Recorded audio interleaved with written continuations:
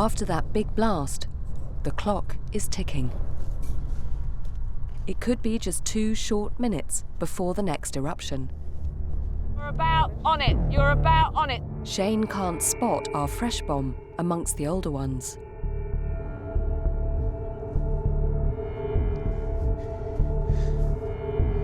Have you got it, Shane? Got it. Be quick, Shane. The next explosion could be any second, and the bomb is far too big to carry.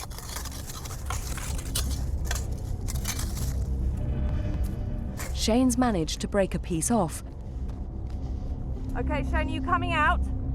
but he's still got to get out.